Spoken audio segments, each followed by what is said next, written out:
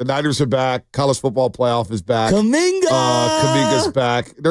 I want to get Giants into a are lot back. Of, The Giants are so back. Buster Posey did more in one swoop of the pen than Farhan did in 6 years. My big takeaway, although Brock Purdy went 20-25 for 325 yards and 2 touchdowns, very nice performance from Brock Purdy. Big takeaway I had watching Chicago was like, boy, they might be a lot farther than I think, or maybe that's a one-off, but they were poorly coached yesterday. They were unprepared. That was embarrassing. An embarrassing display. So I don't know what to take away from this Niners game against a bad Chicago Bears team. I'm 100% with you. My number one thing was, my God, they're awful. They're awful. And look, I don't know if Caleb's going to be good or not. I'm not really sure. You could see flashes, but anybody making sweeping indictments on who he is, who he will be, won't be, etc., based off what you're seeing currently, that feels a little unfair. Yeah. Now, the one takeaway I do have with the 49ers, boy, when you target George Kittle, look what happens.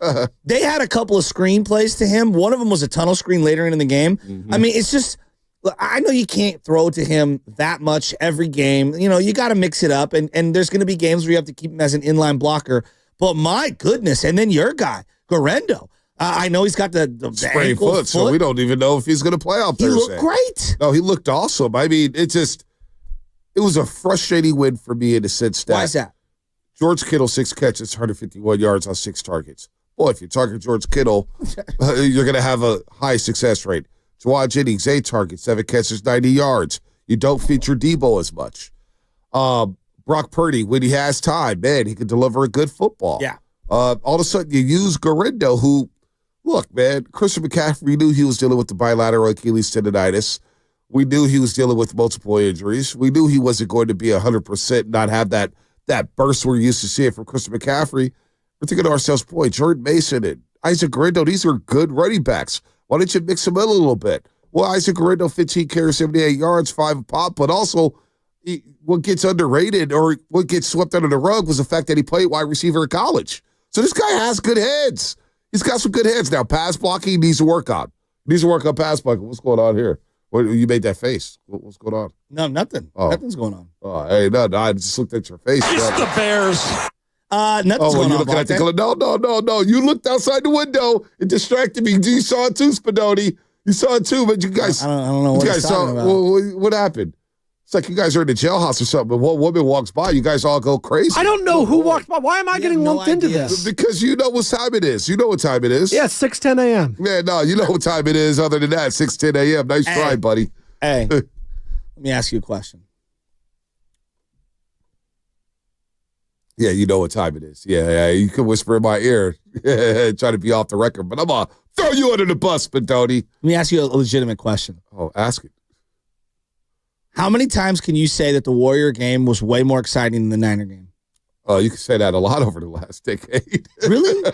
I feel like Niner games are pretty exciting because it's the NFL. Yeah, they are. Last night, I was so fired up for the Warrior game. There was something about, and maybe I'm just, I don't know. Maybe it's because of what's happened with the Niners over the last couple of years, or last couple of weeks, excuse me. But Rudy Gobert does something to me in terms of like, it like makes me hate him so much. I know he's a good player. I know he's solid. Like I do. I understand he's a solid player. But God, he's just such a whiner. And there was something about beating him the way that the Warriors did with Draymond doing the like crisscross and then hitting him with the dunk and then the night-night. The night-night all was amazing. When I think of Minnesota, I wonder when it comes to Minnesota, it's like, why'd you guys pay this guy before the season? Why'd you give him the extension? But also when I think of Minnesota, it's a competitive matchup. They had beat the Warriors 5 straight times. They had won 6 or 7. You guys are just like not focused at all. Well, there's some Yankee fans walking around in the building, and I'm just laughing at them. You guys I finally get a chance to laugh at them. Can I get this guy to focus, please? God, can we cover up the windows here so Shasky can lock in? Because he's not locked in right now. I'm 100% locked in. I don't know. After my son slept a grand total of 4 seconds last night, I'm 100% locked in. Yeah, that explains a lot. He led the league in throw-ups on his mommy last night with 5. He was putting down Pedialyte, and then I tried to feed him all kinds of different things. It was horrible. And all I kept thinking about selfishly was, God, please don't get sick. I'm talking about myself. He was leading the league in yak then? Yeah, he was. That's good. That is good.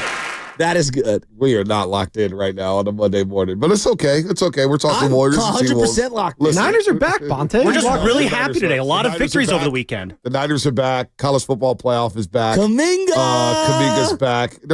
I want to get Giants into a are lot back. Oh, the Giants are so back. Buster Posey did more in one swoop of the pen than Farhan did in 6 years. You guys missed the player He's looking for a reason to crush him here. You guys missed the player options, though. Come on. There's a part of me that misses the 1-and-1s. No, Prove it, deals. I'm going to go to Joe in Sacramento. There's so much sports that's happened. Joe in Sacramento, What's up, bro? What's up, Joe? Good morning, guys. Shout out Kittle. That hell of a performance yesterday. No, that's the best tight end in football. Hopefully they could pull the game out on Thursday because we need to get a game up. You know, Seattle's on a 4-game winning streak. What do you think our chances realistically are of catching Seattle? I think it's very slim currently. Seeing them kind of handle Arizona the way they did, Charbonnet going crazy, and that defense kind of figuring things out. I'm talking about Seattle's defense over the last month or so. This young boy wonder that everybody hyped up from Baltimore, the defensive coordinator who's now the head coach of Seattle. I mean, this guy's impressive. He's a good dude. He knows his stuff, man. They shut down Kyler, picked him off twice in that first half, and they really ran away with that football game. They look like they're going to win the NFC West. I know they have a game left against the LA Rams down in LA, but they are 4-1 in the division. The Rams do have a shot. The Rams have a shot. Beating Buffalo yesterday was huge for them. Huge. Puka Nacua is such a good player. They ran the ball well. They went up big on Buffalo 38-21. But that game, the division is going to come down to the last game of the season probably. It's probably going to come down to Seahawks and Rams in week number 18. Now, the Rams, look at their schedule moving here. Niners, Jets, Cardinals, Seahawks.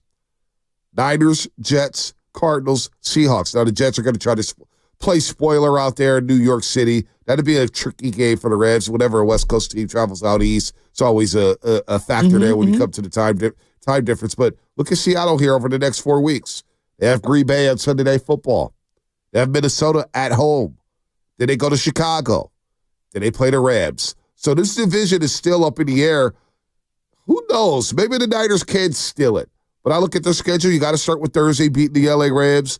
Then you got to play Miami down to South Beach. And then you got the Detroit Lions, who are running out of bodies. Yeah. Let's be real. They're running out of bodies. And Jared Goff, I still think you can get the Jared Goff. I know he's having a spectacular season, but I'm not 100% confident in Jared Goff taking that team to a Super Bowl. So, look, yesterday was a feel-good win. George Kittle felt good. Maybe he needs to talk at the podium every week and just say, hey, I need more targets. I'm wide open. Because Shanahan obviously listened. Is it fair of me to ask, like, where the hell has this team been the last month? Well, the team, I mean, when you bring in the Chicago Bears with all offensive line, I think that helps. You think it's more a byproduct of the Bears than the Niners? Because I don't want to be It was a good win. It was a good win for the Niners. It was a great win. You're up 24-0 before the game even started. It was a good win. I have no complaints. The defense forcing 3-and-out after 3-and-out, 4 third-down sacks. I mean, they came up with 7 sacks, and Nick Bosa didn't play. It's kind of crazy, But at the same time, I look at it and say, well, Caleb Williams came into the game as the most sacked quarterback in the league. You can kind of see why, whether or not you blame Caleb for holding on to the ball too long or not looking through his progressions or whatnot. Caleb's a rookie, and he's struggling right now. Well, he did come in the last 3 weeks, throw for over an average of 275, but you leave the game and say, damn, Isaac Guerrero got hurt. I know. Barch got hurt. Lyman, who's playing well at left guard, all of a sudden he's carted off. So what's next?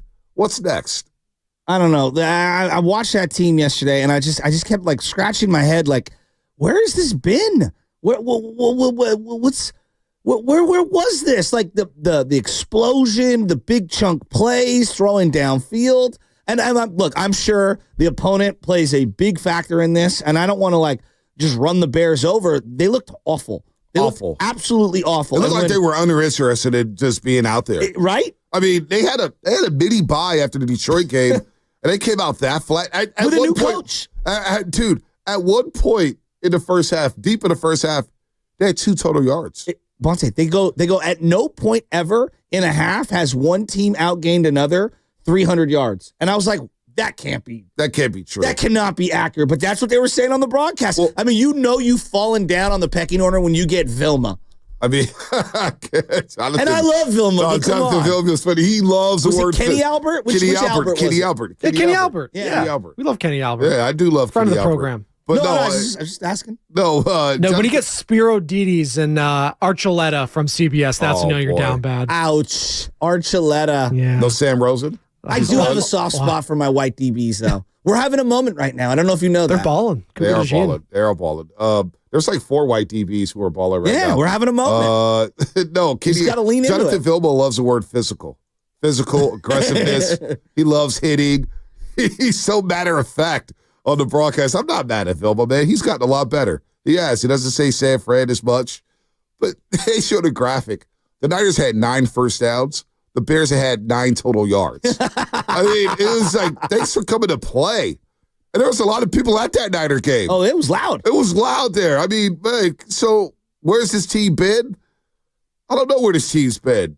They still yet to beat a good team, right? I guess Tampa Bay counts because now they're starting to surge. Tampa's a good team. Tampa Bay's a good team, even though they were without Mike Evans. I don't think they were over 500 when they beat them. No, they were not. Yeah, they were not. But also, they were missing a bunch of people. But they're a different team as of right now in terms of their health. Obviously, getting Mike Evans back is big. Those 3 receivers from Washington from last year, Polk, McMillan, and Adunze, like all of them are players. No, they are players. Taj Reed and Rudy Gobert combined for 26 and 21 Friday night. 26 points, 21 rebounds. You could feel their presence in that basketball game alongside Anthony Edwards, who scored 18 of his 30 in the second half Friday night. But of course, Andrew Wiggins, he leaves the game at about the 10:07 mark of the third quarter with the right ankle impingement that's been bothering him. And if Wiggins can't come back into a game, can't return, the guy wants to play. He's playing inspired basketball right now. So who's going to guard Anthony Edwards on Sunday? When GP2 got to starting, look, Anthony Edwards got off to a good start, and he was telling everybody, he's too small for me. Well, in the fourth quarter, GP2 did get the last live. Anthony Edwards missed a couple threes, got the ball stolen from him, and Minnesota only scored 16 points in the fourth quarter. The defense turned into offense, especially for JK, GP2, all these guys. Defense turned into offense for the Golden State Warriors, and they went out and ran everything. Got all kind of numbers here. I thought it was inspired, but the small ball 5 lineup, we'll see how long Steve Kerr goes with it, because in the first Shasky 23 games, we've seen 13 different starting lineups. Well, Anthony Edwards is spectacular. He is. His shot is so much better than I thought it would be coming out. Like, he's just really worked on it, and it's pure. It's really pure. The shooting form is excellent. He's very quick with it, and he can kind of do that lean back on the middies. He does a great job getting to his spots and then rising up above you. He's an excellent player. This man, he's so good. He's so good. But I thought they did a great job on the timing of the double teams and at least mixing it up in how they guarded him. Sometimes it was GP2 by himself. Sometimes Draymond would come flying over. Smart traps, smart doubles. I thought they did a really good job collectively guarding him. And then I thought they did a really good job keeping Gobert off the offensive glass, boxing out. Draymond did a great job boxing out. Kuminga cleared a couple of nice rebounds. I thought they pushed the tempo at certain times. Buddy Hield had a beautiful layup. Third quarter. Just attacking Gobert in transition as he's backpedaling. Whatever adjustments in the 2-day period from Friday to Sunday, I felt like they made lots of them. And then just hitting open shots. Buddy Hield hitting shots changes everything. No, it does. I mean, look, let's start with the Rudy Gobert situation here. Get him involved in the high ball screens. Yeah. Get him involved in the action. And then on the defensive end, with Draymond Green at the small ball 5, you can help off of Rudy Gobert and be that weak side defender, which I thought was very essential yesterday. He took a baseline jumper. That was one of the ugliest shots I've ever seen in my life. So 510-650 is asking for an update on Moody. Moody is uncertain to go. He didn't play the second half last night. And, of course, he missed most of the game Friday night with a knee injury. So he's got a knee issue, and he's uncertain to go Wednesday in Houston. So that's your Moses Moody update. He's banged up. Wiggins told Mark Spears last night that feels good about playing on Wednesday against Houston in the Emirates NBA Cup. But getting Rudy Gobert involved in those high ball screens. And also, I thought Jonathan Kuminga, because we'll get to Buddy Hield and Steph was Steph. Steph was marvelous, as always, 30 points, 8 assists. He really carried the Warriors in the first half and kept them in the game. They were only down 9 at the half, And that was due to Stephen Curry because he was 6 of 10, 6 of 12 from the floor, 4 of 9 from the three-point line. The rest of the team was 4 of 17 from three. They were awful offensively outside of Stephen Curry. Steph was 6 of 12 in the first half. The rest of the team was like 12 of 36. So Buddy and J.K. and the rest of the Kevon Looney came along for the ride in the second half. But J.K., you saw him 3 times in that third quarter. And he's got this game. And I think they needed – this is kind of like – I'm not saying he's Kevin Durant. Follow me here. The thing with Kevin Durant that made him so special, especially in this system with the Golden State Warriors, is that when the motion offense bogged down, KD, can you just get us a bucket? Can you get to the elbow and get us a bucket? Mid-block, boom, get us a bucket. Well, JK that third quarter, 3 times I counted. 10 feet away from the rack, I'm going to dribble drive, and I'm going to pull up from 10 to 12 feet. And he's got that little midi, a little fadeaway. He's got that down pack. He's got that shot in his bag, and he's had it in his bag for a couple years. But he hit those shots, and then you notice how engaged he was defensively after hitting those shots. Right now, JK's so young, he needs to see the ball go into the hoop to get his defense really going at a high level. And once he saw a couple shots fall in that third quarter, the way he defended Julius Randle was trying to punk him, being physical, posting him up, dribble, fade. J.K. held his own on big Julius Randle, and Julius Randle was 4-15 from the floor, so I thought his offense, J.K., really sparked his defense, and that's as physical as I see J.K. play on defense. Man, maybe ever. He was locked in. He had a weak side block later on in the game, which was excellent. And then with Steph Curry off the floor, you're talking about some of that third quarter period, everything was going through J.K., and he was setting others up. He wasn't just, hey, I'm head down, dribbling to the rim, and I'm going to crash into anyone. When was the last time he had one of those charging calls? It's been a while. It's been a long time. And I think that, every time he does, we're like, oh, my God. Yeah, but what about the 7 or 8 sick passes that he makes as he's driving in and the defense is collapsing? I think his discernment has gotten so much better. And I loved late in the game when both Draymond and Steph Curry deferred to him and said, it's your turn. Take this guy off the dribble. Everyone clear out. Now, he fell. He kind of got tripped up and he fell. But they did it multiple times. His decision-making in the half court has gotten so much better. It has. And then Friday night, of course, you had Draymond Green. By the way, Draymond Green, he had picked up his 4th foul with 7:11 left in the third quarter. I thought it was a pivotal moment in that basketball game. Draymond Green goes to the bench, and the Warriors were able to continue to play ball and play at a good pace. They were pushing it. They were able to defend there. And even Curry got yanked in the third quarter for a quick second as his rotations are a little different right now. He's coming out. He's coming in. He's playing multiple times. I like this new rotation for Stephen Curry a lot. The start of the fourth quarter, I thought the game was up in the air, and I needed him out there. So I didn't mind the new rotation. Yeah, not at all. They were up 3 going into the fourth quarter. You're thinking, boy, this game's getting hairy. Exactly. But they were up 11, 102-91. They were up 11 in the fourth quarter.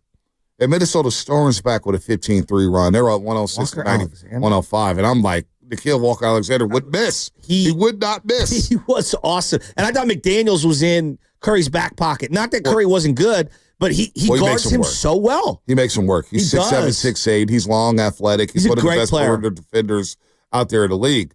But Nickeil Walker-Alexander's making threes. His Warriors went to a little zone. They went to some 1-2-2. I don't know if you noticed when Podziemski got out there late third quarter, early fourth quarter. So they started dusting off the janky defense a little bit. It's not janky. Not janky. Not janky. If the 8th grade St. Brennan's Bears have run that for 5 years, it's not janky. No.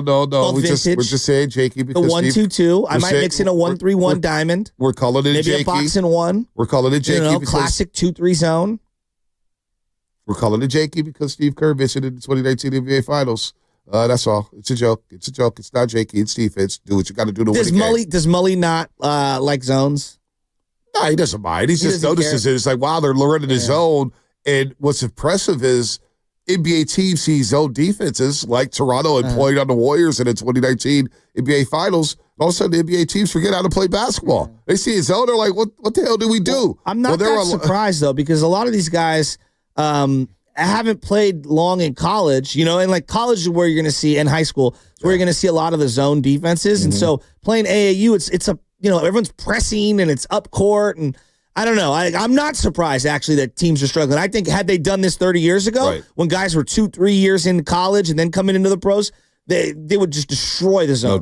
No doubt. But they were allowing the corner 3 to be wide open. Daring guys like McDaniels to shoot the 3, and McDaniels didn't have a 3-point shot roller, 1-3, threw up some bricks there. So The Warriors, Minnesota did make 19 threes. They averaged 15 made threes a game. They did make 19 last night, shooting 45% for the three-point line. But you talk about the Warriors getting out and running. Fast break, I think it was like 4-2 at the break at halftime. Well, the Warriors ended up in fast break plus 15, 19-4. So they got out and ran, 19-9. Second chance points was 19-4 Warriors. So they won all the hustle categories. But more importantly, in that third quarter, not one single turnover, Shasky. Oh, I didn't know that. Not one turnover by the Dubs in the third quarter. I thought Kevon Looney just was so good. He had multiple left-handed layups around the rim. The dunk in the lane, that was sick. He's just playing so good right now. Like, so good. And I'm really happy for him, man. I really thought, I was like, man, are we seeing kind of the end of Kevon Looney last year? And just this year has been a revelation. Oh, he's turned back the clock. Contract year, baby. Contract loan. Windex. But he's in great shape, though. He lost like 40 pounds. Noticed it right away immediately. I was like, Loon, you look great, man. Look awesome. He's like, man, I feel great. You can see it in his face. You saw about that China trip with Klay Thompson last season. Maybe they had too much fun on the China trip. Hey, who am I to talk? I know I can eat. The Niners win. The Warriors win. And the Giants get a big deal of Willy Adames. 7 years, $182 million. Your quick thoughts on that? I'm so excited. No, I really am. I'm really pumped. I'm actually excited about the Giants. I am. This is a great move for the Giants. Look, does it have risk? Of course it has risk. This guy in 2022 and 2023, outside of Darby Swanson, he was the number. Dansby. Yeah, I know you like that. Yeah, we'll add that to the list. I always go Darby. He is the number one defensive shortstop in the game 2 years in a row. Now, this last year, he had a stretch mid-July into August where he wasn't charging the ball and he was booting it all over. He had like 5 errors, which is so unlike him. This is a guy who's going to swing hard for the fences. He will strike out a lot. He will drive in runs, and he will hit for power. And that's a premium when you're playing the shortstop position. Defensively, he is a good defender. He had a down year defensively because of the month stretch that I'm referencing. At some point, I want to get Sparky on, who, our buddy from Milwaukee, because he's a big Brewer fan. And this is a guy who's a leader in that clubhouse. Jackson Churio was talking about how he empowered him in the clubhouse as a young player. And he's been in multiple big postseasons with the Rays and obviously with the Brewers. This is a really good signing. And if you look at putting him at shortstop with Matt Chapman at third base, you have one of the best defensive left sides in all of baseball. It probably puts, Fitzgerald and maybe some combination of Estrada at second base. And then who knows what they do at first, Eldridge, and maybe they sign someone. Christian Walker's still out there. The Polar Bear's still out there. Goldschmidt still out there. They're not done. But think about your lineup now. Ramos doesn't have to come in and prove it again. Like, he can be somewhere in the mix. And you've got Chapman, veteran, about just like, Adames. He's a 250 hitter. 20, 25 jacks, 80 to 90 RBIs, okay? Solid defensively. And now I've got Adames and Chapman and Ramos. And, now Yastrzemski in the 7 or 8 hole is nice. Pat Bailey in the 7 and 8 hole is nice. Can Jung-Hoo Lee come back? This is how you build a lineup. You keep chipping away at it. I love this move for the Giants. The play-by-play announcer for the Milwaukee Brewers, our good friend Brian Anderson, who also calls basketball games, he called Willy Adames to Steph Curry of baseball. Whoa. Well, no. This is why, though. Yeah. Because he had 13 three-run homers. Oh. 13 three-run homers. Very, very clever. 30. He's a chef. He would mention him on the broadcast, Chef Adames. 13 three-run homers. Now, of course, not Steph Curry. Steph Curry is one of the best players we've ever seen. And Willy Adames, I don't know how many Giants fans know who Willy Adames is. They kind of started to figure it out last year because he knew he was a free agent, so we'd start throwing names out there. Willy Adames. But he gets a 7-year, $182 million deal. It's the richest deal in Giants franchise history, which is crazy, which is wild here. So it's more about getting players. Sometimes you got to pay a Giants tax. Sometimes you got to pay a tax to just get a player here and just give them all kind of money. So is it an overpay? I have no idea. But you got a guy. I don't know if it's an overpay. Well, but it's a lot of money. I would say this. I don't want to give any 29-year-old a 7-year deal unless you are one of the premium great players. So, okay, let's just say he plays 4 or 5 really good years at shortstop. It's a Giants tax. It's fine. But you could always move him to second base. I think that power does translate. And I saw a home run tracker of Willy Adames where it showed all his home runs, and they all went over the fences Oracle Park. You know how they show the graphics? If he hit it here, what would it look? But the win factor and everything like that. Yeah, I was going to say. Right. Like, It's going to be a lot there. So it is a big-time contract. But sometimes, like the Warriors in the mid-2000s, when they gave Derek Fisher that money, 6 years, $36 million, and everybody went crazy, well, I understood why they did it. Because you had to show the league, like, hey, we have money over here, too. Yeah. We're a franchise that's playing in the Bay Area. Sometimes you got to overpay players that just come to your organization. So if you did overpay, you overpay for a guy who in the last 4 years hit 20, 31, 24, and 32 home runs. I need some power. The key for me is that he plays a lot. You know, you look at his game logs, 140, 150, 160. Now, contract year, you're going to play more than most. But, like, he plays every single day. And here's something I want to give you. Since the start of 2021, he has the third most games at shortstop, tied for the most home runs at shortstop, the most RBIs at shortstop, and the fourth most runs. You're looking at a guy who is a very, very good player. Now, he's not A-Rod in his prime, but like the Giants don't need A-Rod in his prime. I mean, I would love to have him, but they just need more competent big leaguers. Last year, defensively, specifically at shortstop, they were so deficient. So deficient. And so having a guy that you could put there every single day, there's something to be said for that. It's going to help your pitching staff. You're a ground ball stadium. Is Lubman excited? I love this. Is Lubman excited about Willy Adames? I am excited about Willy Adames. Yeah, you're easy to sell on. What? I've been banging the drum for Willy Adames for like the past month. Yeah, this is a good move for the Giants. Oh, you just found out who he was. That's why Bonta doesn't like it. No, you just found out who he was. Stop it. Why do you have to go? Why do you have to do that? Every time you didn't know who that guy was. Bonta, you didn't know who people were at some point. Calm down. Oh, don't tell me to calm down. Calm down. Why are you getting so upset? We did you come at me for no reason. So you come at me, I'm gonna come back. At you every day. Why are you getting mad at me? Sam and I just dropped an emergency. I'm actually happy about Willy Adames.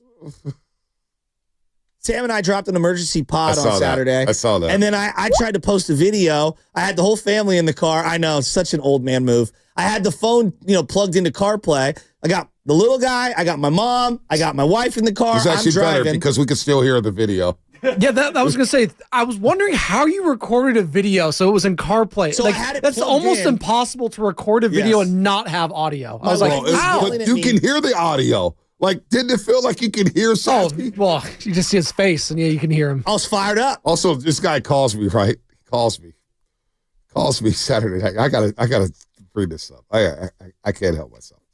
He calls me. Man, you see the video? No, Shasky, I just quote tweeted it like 3 hours ago. But their video has no sound. Yeah, I know, Shasky. I know. I didn't know. As we were texting about it in our thread, right. too. I didn't even know. Thanks for the phone call about your video that I've seen 3 hours ago. So his brother, Deli Boy, was on the call saying, hey, Deli Boy, are you taking him to Kaiser later? Deli Boy was like, why? I said, he's got a fractured head. He does? Yeah, because he's patting himself on the back so damn much. I love that joke. It was half funny the first time. It was a little more Deli funny Boy this loved time. it. Deli Boy loved it. By the way, when the Red Gold win, our listeners win. 888-957-9570. Where's the Niner fans at? What's your big takeaway from yesterday against Chicago? Wow, what a victory Monday. 2 calls from Niner fans so far. Boy, do we need them to lose again to get the lines lit up? Jeez, Louise. The biggest win of the weekend you haven't referenced yet. Juan Soto not being a Dodger. That's not the biggest win. Yay! That's not the biggest win. I love seeing Yankee fans. The Dodgers are still stacked. They just signed Michael Conforto. I'm just thinking to myself, we got the players here. They're not going anywhere.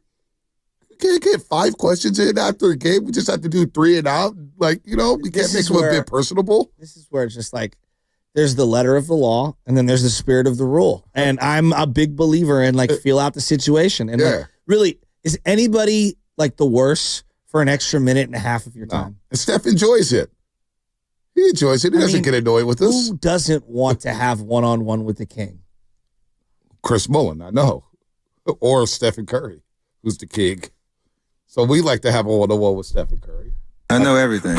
Like how I deflect that? That's pretty good. I'm like Matumbo. No. Not going to get me. More like Gobert.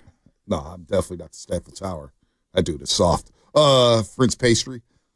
Doobie Awards. Man, we've got 11 days to the Doobie Awards. Is Sam Lubman ready? I'm worried about Sam Lubman in this environment. Ready. I'm worried about Sam Lubman in this environment. You don't need to crack the mic. Take the day off now, December 20th. Roasters are invited. Laughing Mug Brewing in Sunnyvale from 6 to 10 a.m. Go to 957thegame.com for more details and the RSVP right now. And it's about celebrating the show and the listeners in the year that we've had here at 95.7 The Game, especially on the Morning Roast. I know Guru's jealous. He's not going to. Guru, just call the day off. Just come on down. Pretend it's a Thursday. Oh, that's not fair. That's not right. I lost. I'm out. So Lubman, he's going to be dude. He knows how to work a room, huh? Lubs? Yeah. Lubby Lubs? Lub's going to have a great day. I already know it. Him and Tony FaceTiming. Can you pick up Tony from Oakland? You guys just drive down together. Well, I'm going to be staying in Sunnyvale the night before. So. Are you? Wait, how are you staying in Sunnyvale? Because our great program director, Matt Nahigian, is getting me a very nice hotel right down the street from Laughing Monk Brewing. Yeah, is he doing that for all of us? He's doing it for me. I think he muttered something about how the other two can figure it out. I don't know. Well, he likes me, so. Actually, little inside Lubman information. knows how to tear up a hotel room bar. It bothers me. I can't believe I'm going to do this, but I'm going to be a high-level hater right now. What else is new? Matt Nahigian ain't getting you a hotel room. Yeah? This is all Want to bet on that? This is Laughing Monk Brewing that's getting you a hotel room. They're taking care of you. Matt Nahigian, it's even better. Okay, then. Matt Nahigian ain't doing a damn thing for you surprised me on that one, Bonta. I thought you were going a different direction there. But all right, hey, Laughing Monk, Matt Nahigian, I don't care. I got a place to stay. I don't care who pays for it as long as it's not me. Can we sub Inspidoti for Lubman? Oh, you're starting to tick me off, Lubman. I don't know why. Because I'm in a good you mood. know what, though? You're not going to tick me off because Lubman's starting to piss me off. We don't have to see the Miami Hurricanes. Simple question. We don't have to see the Miami Hurricanes in the college football playoff. Yeah, or the Colorado Buffaloes. We don't care about that. I don't care. We don't care. No, we do Where care has about the this college Niner football team playoff. been all year? Like, honestly, I know it's the Bears, and I'm not saying that the Bears are some well-run organization, but they are an NFL team with NFL players. Like, where has this Niner team been for the last month?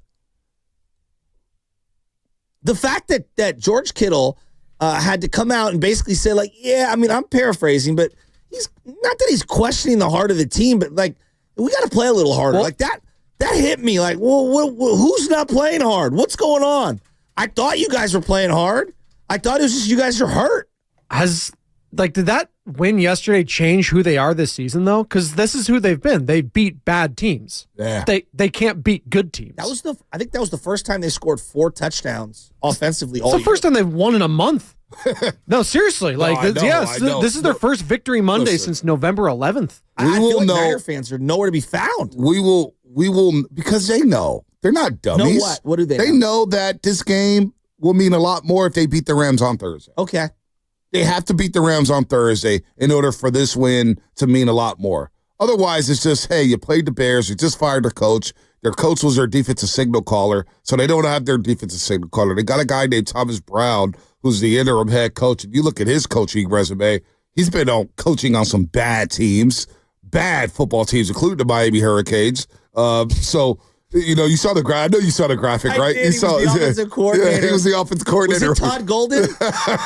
They were awful. Al Golden. Al Golden, my bad. That was Golden. Yeah, 5,000 people going out to Todd Golden's got a whole other load of issues with Florida. So look, man, 888-957-9570. What's your takeaway from this game?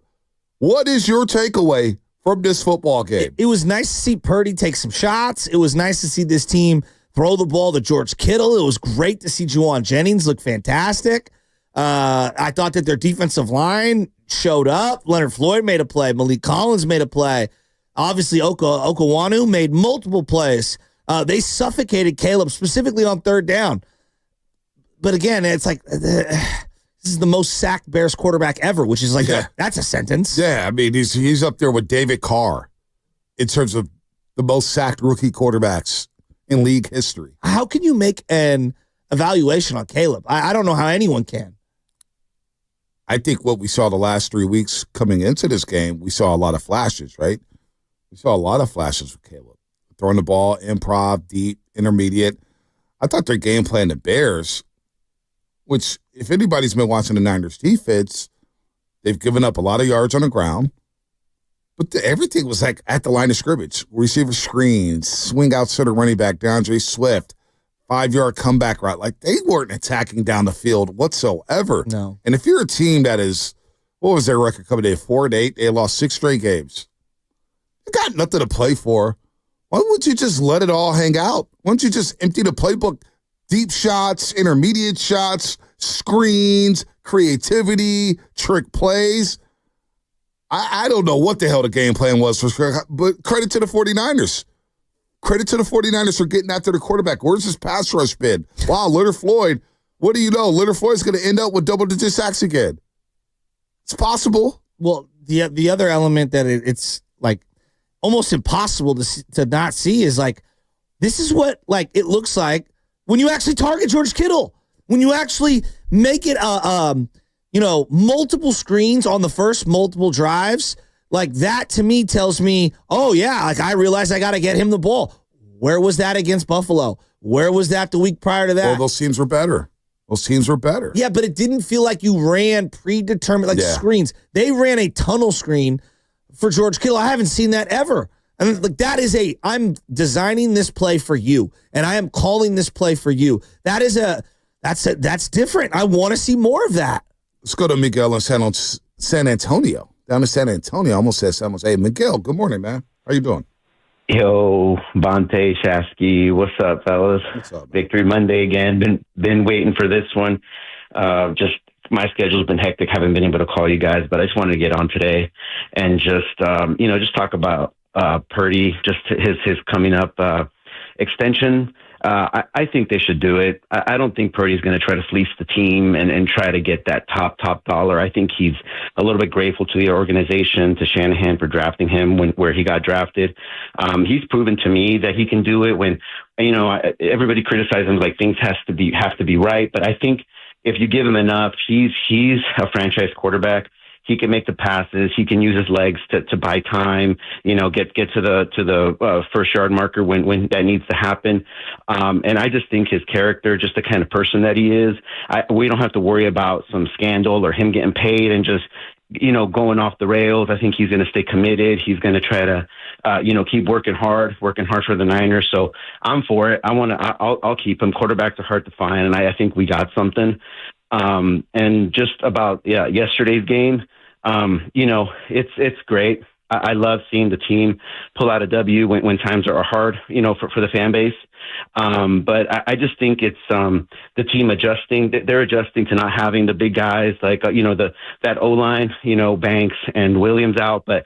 We lost Barch. We got Burford in there. We got Jalen Moore out there. And we got the run game going. Garendo, he's our third string. We got Patrick Taylor.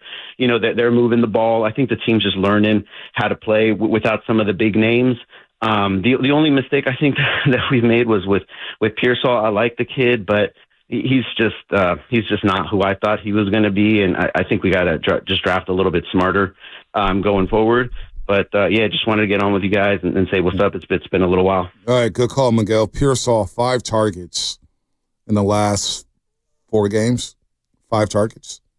1 catch, 5 yards in the last 4 games. Are you serious? And the miscommunication with Brock Purdy during the deep route. And Purdy did take responsibility for that. I don't know whose fault it was. Purdy just maybe being a leader. Maybe Pearsall should just keep running. Vilma pointed it out. I don't know. But right now, the return on Pearsall is just not good enough. And I know I don't even like coming down his road because we're lucky the guy's alive. He's lucky to be alive. So, but we do have to talk football. And on the football field, you're not getting a guy who's producing. And I don't know if that's on him or if it's on the quarterback or if it's on Shanahan, but the numbers are the numbers, and he's not getting targeted. Well, we put a premium price tag on these first-round picks because we expect you to be a premium player, right? And in year 1, it's been extremely underwhelming. The shooting notwithstanding. I'm just talking about the games that he's played in. Well, what about training camp, Shasky? Couldn't stay on the field at training camp with the shoulder injuries. That felt hamstring. Felt like an omen for the play that we've seen the last couple of months. He just doesn't I'm trying to be as gracious as possible given everything that you referenced in terms of the real life-threatening stuff. But the reality is the player doesn't look like a premium pick. No, he doesn't. Doesn't at all. No, and like when I watch, again, like for example, I'm watching Tampa Bay throw to this kid McMillan. Mm-hmm. What was McMillan? Middle round pick? Jalen McMillan from Washington had 2 touchdowns yesterday. He looks way juicier, in the words of Cosell, than what Pearsall looks like. He does. And so like, I don't know what's going on with this team right now. The other element is like So Garendo tantalizes me with his speed, and you could see some of the things he does out of the backfield. But there's something about being healthy. And I see Jordan Mason get basically the bulk of the number one carries for about half a year, and he hurt his shoulder, he hurt his ankle, and like, you've got to stay upright. And that's one of the things that the great running backs, year after year after year with heavy workloads, they find a way to gut it out and play in every game. Garendo has essentially played in a handful of games as the number one, and he's already got an injury. Banged up. There are a lot of yards to be had if you can hit the hole right on this offense, but finding a durable back is difficult. I think a lot of people are like, oh, you could get rid of Christian McCaffrey. Look at Garendo. Whoa, wait a Not minute. in this system. A lot of guys are dropping like flies. Dropping like flies. I'll ask you this one because something we've seen, whether he's injured or not. But the 415 Comcast Business text line. Concerned about Purdy's long ball. Do you think it's the injury?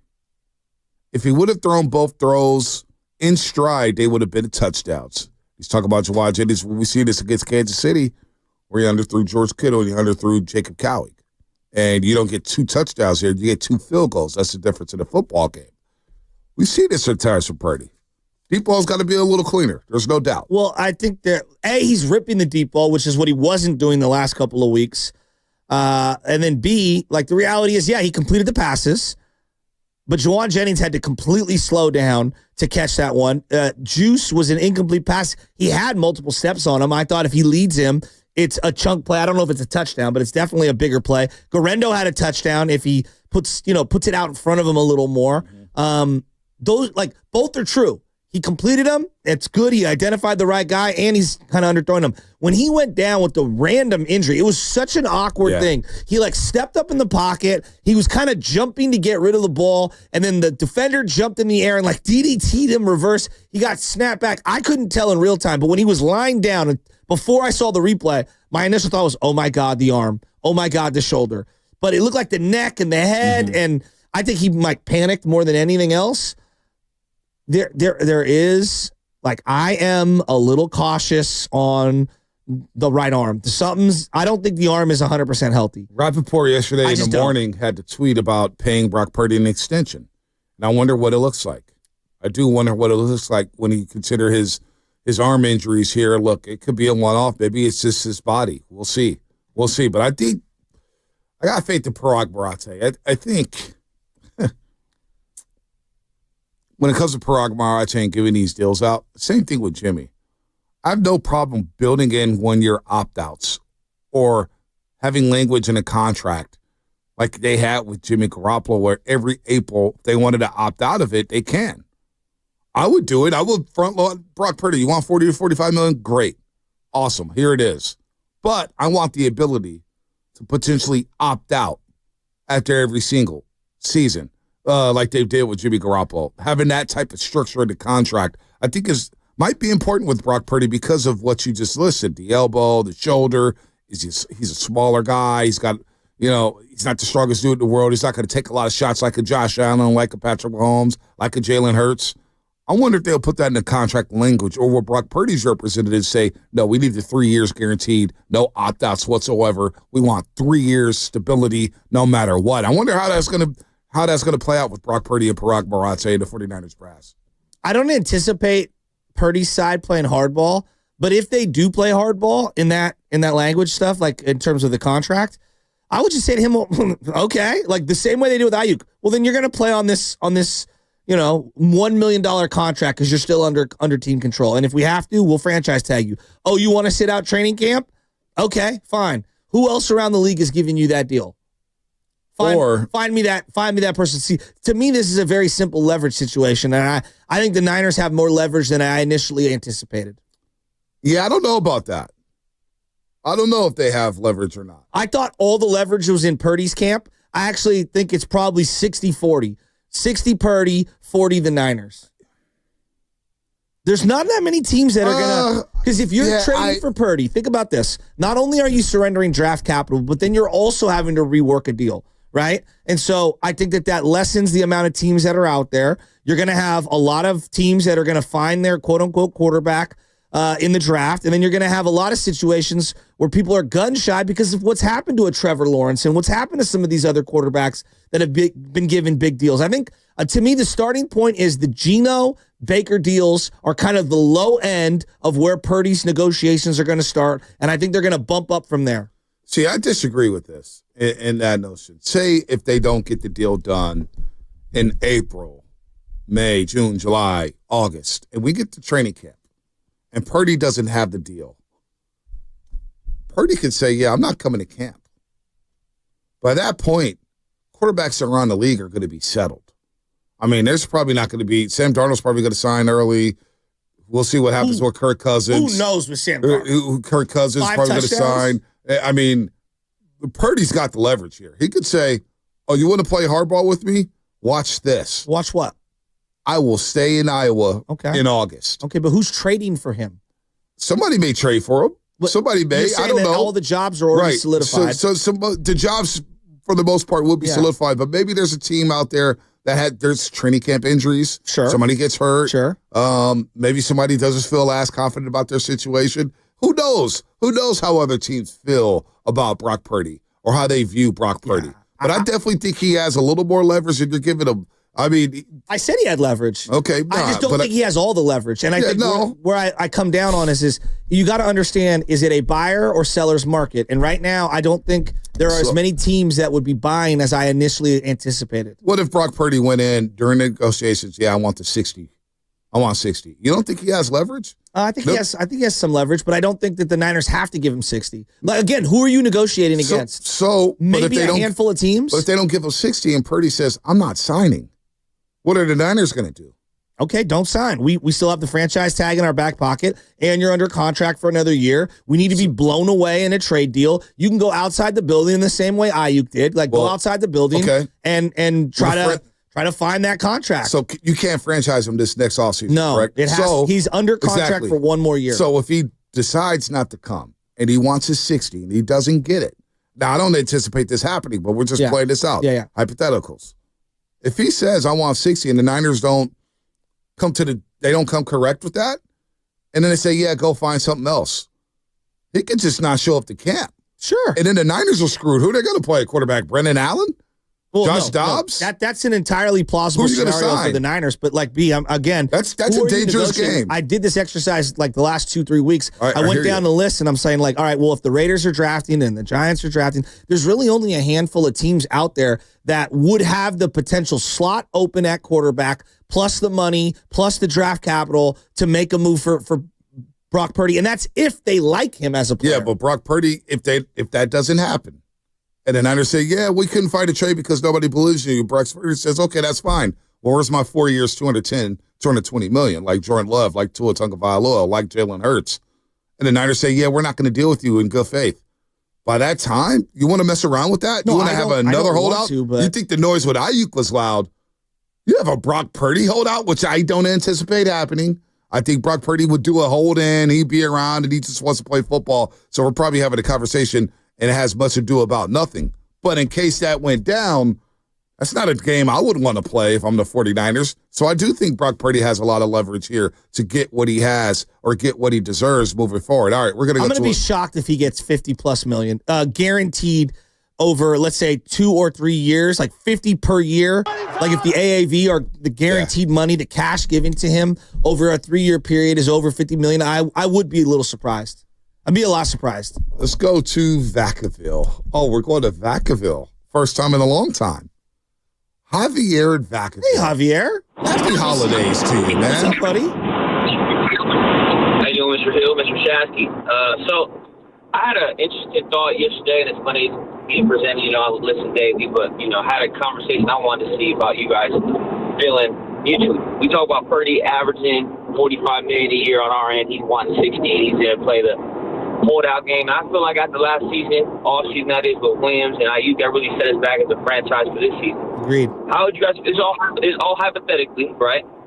Would you guys trade Purdy to a team like the New York Giants, who needs a quarterback, and get some of that draft capital we lost in the Trey Lance acquisition that we drafted 3 years ago? Get like 2 twos or something of that nature, And I love Ayuk. He's a junior college wide receiver like me, but I would even throw Ayuk in the deal to get off of that contract because we're going to have to pay Jawan. Then you go out and pay, again, this is just hypothetical, right? You pay a Sam Darnold half of what we wanted to pay Purdy. Yeah. And even bring in a Daniel Jones / Kirk Cousins because he's going to get cut, I believe, because he's getting paid way too much for less than ideal productivity, and they want to play the young guy that they got from Washington. I just want to see what you guys thought because the left-hand quarterback is about to fall out. Javier, I agree with your thought process in the sense that I don't think it's as straightforward as we pay Purdy no matter what. I do believe Kyle Shanahan's looking around like, all right, what is Sam Darnold's value? I don't know. I have no idea. He's having a monster year, like an absolute monster year. Now he's done it for a smaller period of time in terms of his excellence than what Purdy's been over multiple seasons, but. It's not, do you like Purdy? Like, they like Purdy. Do they like Purdy at $60 million, just hypothetically, versus Sam Darnold at $28 million? I don't know if Darnold is commanding more than that, or $32 million or $33 million. Like, I do believe that is the calculation that Kyle Shanahan is making. I don't think it's as singular as, we really like Purdy. We're not, exhausting any other options. I don't know about that. From all the dialogue I hear, they love Brock Purdy. Brock Purdy's a leader on this football team. All of a sudden, they just say, we don't like your Purdy at 50. We're going to play Sam Darnold 30. Now you're going to get a PR blowback. Fan base is going to revolt. And then you're dealing with Sam Darnold again, who a lot of people did not like Sam Darnold. And we don't even know if this is one-off with Sam Darnold. Now, he's playing very good football, and he credits San Francisco, but I have to think that they're all in on Brock Purdy. I think even Kyle Shanahan, for that matter. I think he's all in on Brock. All in. So whether it's 50, 60, 40, the deal's going to get done. But right now, who's played better? Who's played better over the last 2 seasons? Jordan Love or Brock Purdy? Who's played better? I would say Brock Purdy's played better over the 2 years. Yeah. But, we've done this exercise, and I think that I don't think Green Bay would take Brock Purdy. I think they like Jordan Love a lot. He's a turnover machine. They could be wrong. That's just I feel like LaFleur really likes him. He's a turnover machine. I don't deny that. Is Brock going to be competing in the outdoors as well as Jordan Love does in that division? We'll see. 888-957-9570. The fit matters. You know what I mean? Like, there's no doubt. The fit really matters. Like, Josh Allen's perfect in Buffalo, for example. No doubt. Brock Purdy had the injury, so we don't know how that affected him. I mean, you're looking at like Russ could be available, Aaron Rodgers could be available. I know we're rolling our eyes at Aaron Rodgers. Kirk could be available. Darnold could be available. Who knows what the Niners are going to do? Who freaking knows? That's why I do believe these games down the stretch are important. They are important, but I don't want none of those guys over Purdy. I want Brock Purdy. I'm happy with Brock Purdy. I don't want Aaron Rodgers. I don't want Russell Wilson. Although I'd rather have Russell Wilson as opposed to Aaron Rodgers. I think Russ is playing a lot better than Rodgers, but I want Brock Purdy as my quarterback moving forward. I want stability at the quarterback position for once around here. I enjoyed this past offseason not having to spend time on who the quarterback's going to be. Who's going to be said? Brock Purdy. I want Brock Purdy to be my quarterback. I do. Let's go to RJ in Fairfield. RJ, what's happening? Monte, I'm with you, man. I want a quarterback. I'm tired of talking about quarterback.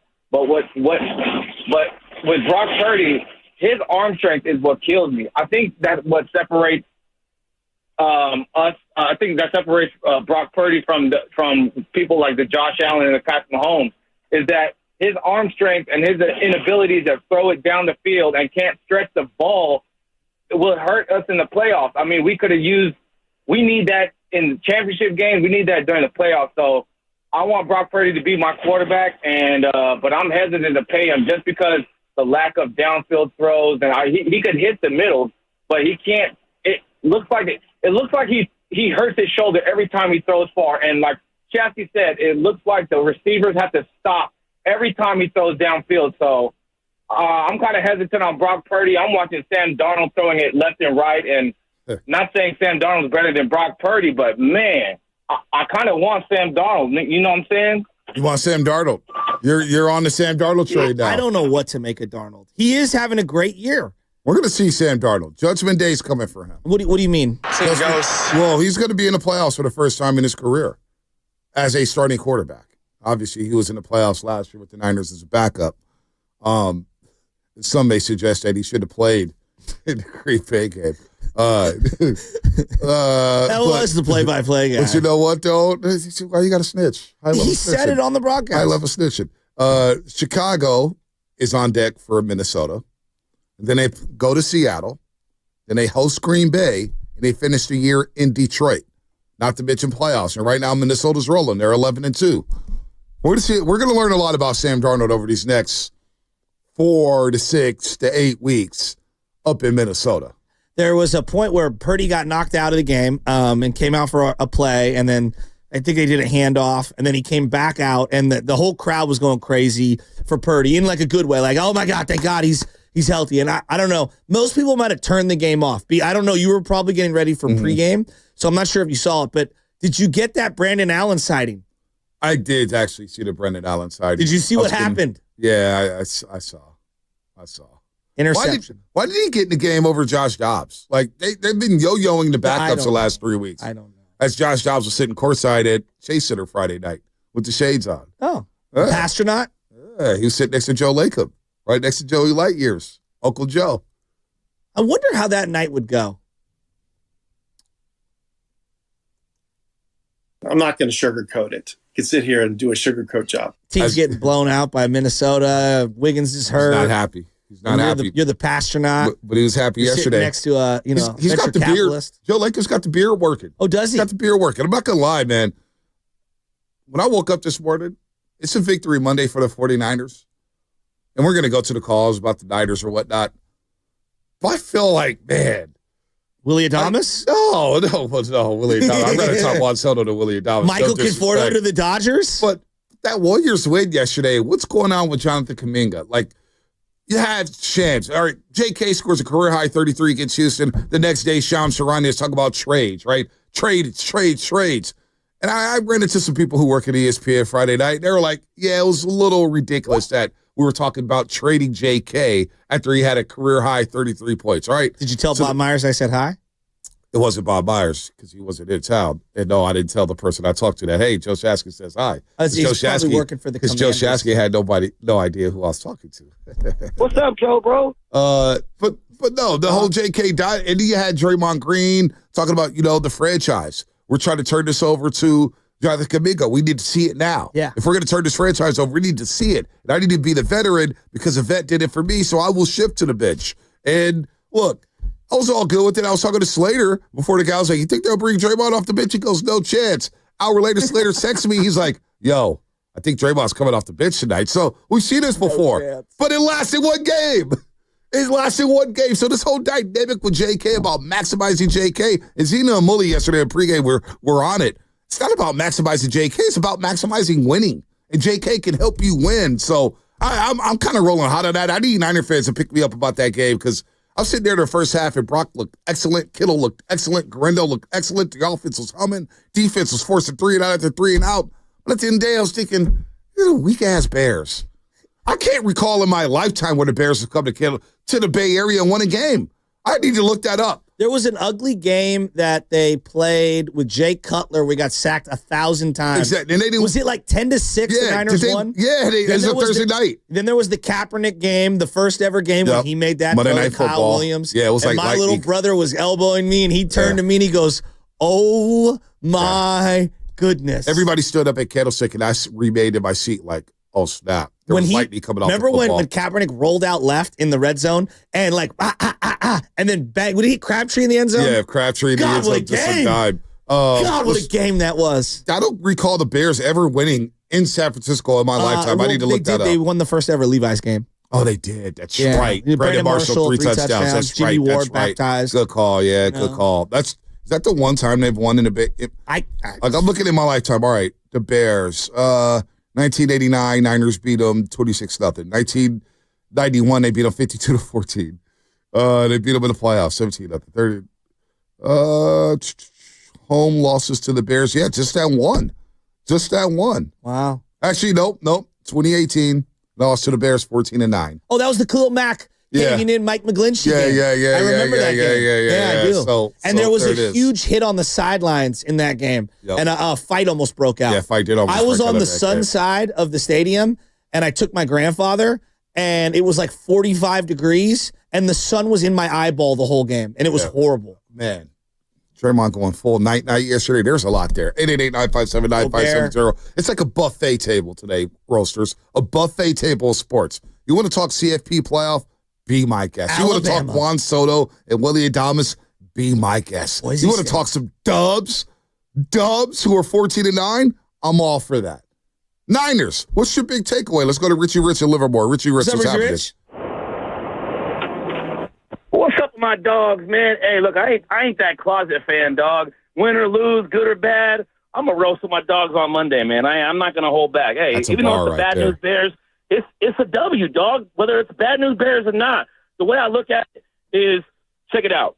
Well, all the before-season contract negotiation talks, with all the injuries, all the BS we've had to deal with all the tragedies we had to deal with, man, we have not been a complete team, right? So to build on this and still, despite all that, we're only 2 games out, right? Yeah, it feels too little too late. I ain't going to lie. With 4 games left, it's going to be tough. But if Purdy can ball out and Kyle could be in his bag the way he is and run the running backs like he did, and we do win out 4 games, right, we may not make the playoffs, but it's a 10-7 season. It ain't a losing season despite all that drama, man. He's going to get his little bag. They ain't going to go off him. You know, he can get a little mid-30 to mid-45 mil a year. That's not bad, you know what I'm saying? But it'll give us fans and us like, hey, we still got momentum at the end of the season. We're going to regroup. We're going to tinkle a little bit. We're going to come back healthy. And next year we can ball out. You know what I'm saying? Hey, it's Monday, fellas.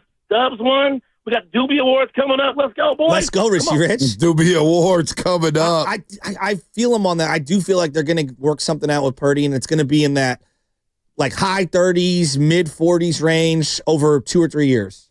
Yeah. That's my feel. I'm so fatigued off Brock. I'm not going to lie to you. I'm a little fatigued with Brock Purdy contract talks. I just want to see we've only been happen. talking about it for 4 years. Yeah, I mean, it's just like, oh, man, bore me to death. San Jose is calling out a particular fan base around these parts, and he's not happy about it. What's that? Roger, what's up? Hey, Roger. Well, yo, good morning, Bonta and Shasky. What's happening, man? Good morning, Roger. Man? Just wanted to just tapping in with you guys. Bonta hit the nail on the head earlier this season, man. He was feeling it week 4, week 5, calling out the fan base. And he's right, man. Y'all looking like some unfaithfuls. You know, we're the faithful, man. We got to back the team up. Brock Purdy. I can't believe we're still talking about Kirk Cousins. Y'all bringing up Kirk Cousins still? Man. Still? Now we talking about Sam Darnold. He's balling out. Man. In Minnesota. Hey, That's wait, cool, real quick, Roger. Hey, the Sam Darnold thing is so ironic. They didn't want him on the team last year backing up Brock Purdy. Now they want to pay him a multi-year deal to bring Sam Darnold back to the Niners. It's insane, isn't it? You know what it is, Bonta? They forget about the Blaine Gabberts. They forget about the David Carrs. They forget about the Bash Schaubs and the Nick Mullins and the C.J. Beathards. I could keep going. J.T. O'Sullivan, Nate Davis. I mean, come on, man. You guys are real ungrateful and unfaithful right now. Brock Purdy's the man. I say we pay him. You know what I'm saying? I'm with you, we Roger. Just gotta keep this thing going. Roger, I'm with you. Why everybody wants to play musical chairs at the quarterback position? You finally found a guy who played like an MVP a season ago. He's played great football yesterday. Why we always got to play musical chairs at the quarterback? Like the grass is always greener or something. It doesn't make sense to me, Roger. I mean, man, to be honest with you, I feel like at all fan bases, we should know the grass ain't always greener, especially when it comes to the quarterback position. Come on, man. Everybody, let's get on board. Let's back these boys up. Let's finish the season strong, playoffs or not. Next year, we're coming for the throat, for the jugular, man. Roger, I'm kind of with that. I like that energy. And you know what? Just reload and get ready to host Super Bowl 60 next season at Levi Stadium. That's what it's all about. Well, if you want to ask big picture why the Niner fan base is like so obsessed with the next guy, well, it's kind of been ingrained over many decades. I mean, going back to Y.A. Tittle getting replaced by John Brody, like this has been a conversation in these parts forever. And DeBerg and Montana and Young, Young and Garcia, and then obviously Garcia takes off, and then you get Ken Dorsey and Alex Smith and Kaepernick, and like it's been decades, right? Like we've had these transitions and these conversations. This isn't an exclusive to just this particular moment in time to Niner fans. Doesn't mean it could right. I'm not exonerating the behavior, but it is like a generational thing. Yeah, but the 30 and under crowd, they had Kaepernick. Yeah, but their own coach, while Jimmy was actively the quarterback, was searching to find his replacement. Exactly. So I'm not knocking the under 30 crowd. Well, I mean, I don't want to go here. I don't want to talk about that right now. By the way, the Doobie Awards coming up December 20th, where we celebrate the show, the listeners, the year, 95.7 the game, but give out some awards. That's really what we're there for. We're there to give out some awards, have some fun, have some drinks, eat some free food at Lofty Monk Brewing in Sunnyvale from 6 to 10 a.m. So go ahead right now. Take December 20th off. I'm telling you, you don't want to miss this. You do not want to miss this. It's going to be the biggest party that radio's ever thrown. I'm telling you. The other station ain't doing it. You know, we throw the best parties. There's no doubt 95.7 the game throws the best parties. Ain't no party like a 957 there party. You go. A 957. It's too wordy. It's too wordy. But I was going to go no limit party. Nobody's too wordy. The party's it's going to be popping so hard. Guru Friday was like, I'm really jealous. And this time he took a shot, said we're going to be up there by Petaluma and probably going to want a hotel room and this and that. We ain't getting all that. That's what's wrong direction. Yeah, wrong direction, Steiny. Petaluma's north. Yes. This is south. This is in Sunnyvale, and we are getting a hotel room. Yeah. The Warriors played the night before, so I may be getting to the hotel a little late. Is it even worth it for me to go to the hotel room? Is it worth it? I have a basketball game the night before. Got moved from Friday to Thursday. Oh, wow. Yeah, so we're going to be running on fumes then. Not really. I might be. Move on, Joe. I might be. Who you playing basketball for? I'm not playing. I'm coaching. Oh, who you coaching? St. Brendan's, 8th grade. Oh, yeah. I forgot. You guys the favorite to win? I don't know. Who knows? We're right in the middle of the pack. So I want to put this out there. Shout out to those watching on YouTube. Brought to you by First NorCal Credit Union. For a low rate L loan, apply online or just ask for First NorCal Financing at the dealer. I went in to the boss man's office last hour, and I demanded that he turn on the YouTube chat. And what did he say? Well, he's just saying it's too distracting. I said, well, how are we going to give out one of our biggest awards of the year? YouTuber of the year is an award. Like Chicago and Jason, I don't know if he should win. I haven't seen him in a while. It's been, what? How many days? Where's the guy who's updates? 69 days? 70 days? Nice. Tyler Miller. Who's going to win YouTuber of the year? I have no idea because the chat's disabled. So let's just, you know what? I'm going to do this. I can't believe I'm going to do this. I'm probably risking my job by doing this. Flood Matt Nahigan's Twitter timeline right now and tell them to get the damn chat on. We want the chat. We want the chat. We want the chat. We want the chat. You going to back me on this? No?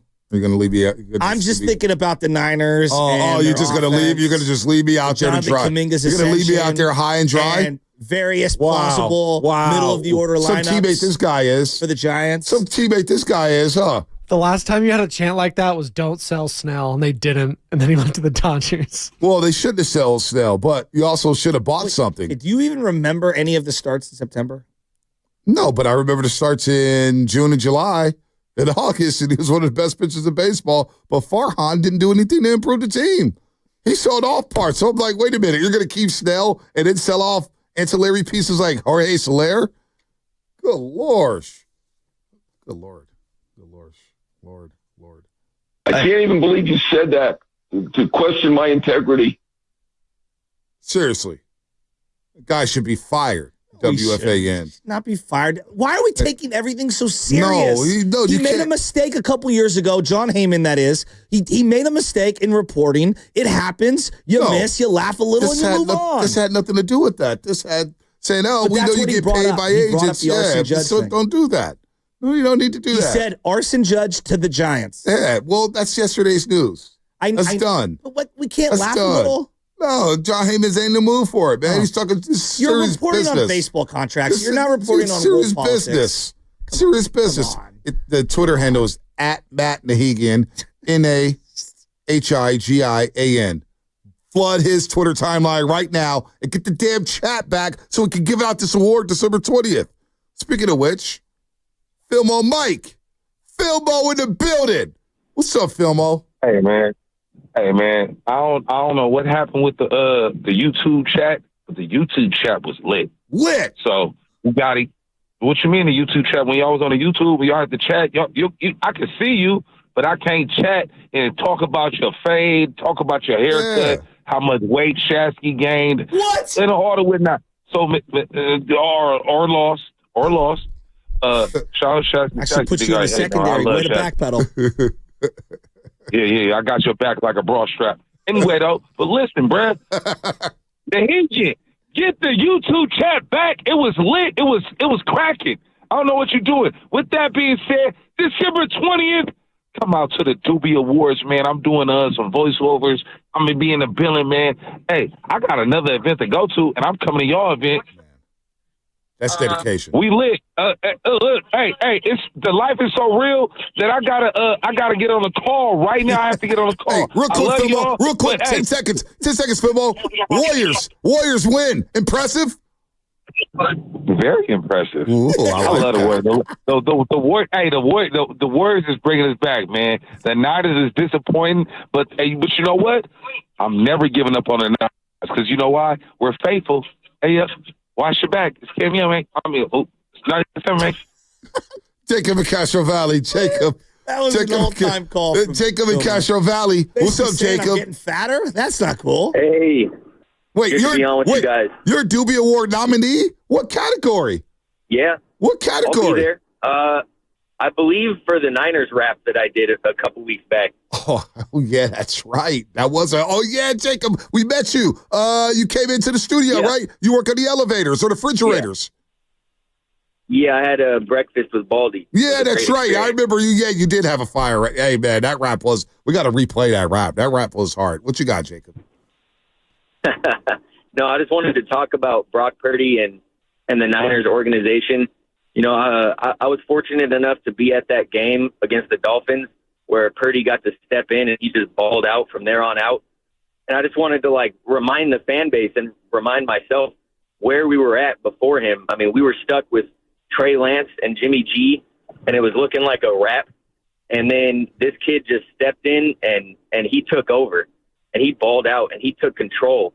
And, we're the Niners are fortunate to have run into Brock Purdy because with what happened with Trey Lance in that draft, they were all on the hot seat, and the fans were turning on him. And Brock Purdy's done nothing but good, and you can't expect him to have a fantastic game every week, you know. And people talk about his arm strength, which isn't really a factor in Shanahan's offense. His offense isn't built around a QB with arm strength. He's built around keeping the ball for as long as possible, running it down the field, short passes, mid passes. So Brock Purdy fits great. And people may say he's a system QB, but the fact is we don't know that yet until he's in another system. But we know he works great for this system. No so doubt. Brock Purdy's our guy. Brock Purdy is our guy. Let's go, Jacob. I'm with that. He makes the system. Every quarterback is a system quarterback technically. They're all running some sort of system. But can you master the system? Can you maximize the system? We've seen Brock Purdy play at an elite level within this system, Shasky, and play at a high level. So, look, he's going to be a 49er next year. I'd be shocked if he wasn't wearing number 13. We all would be shocked. I think we all would be shocked.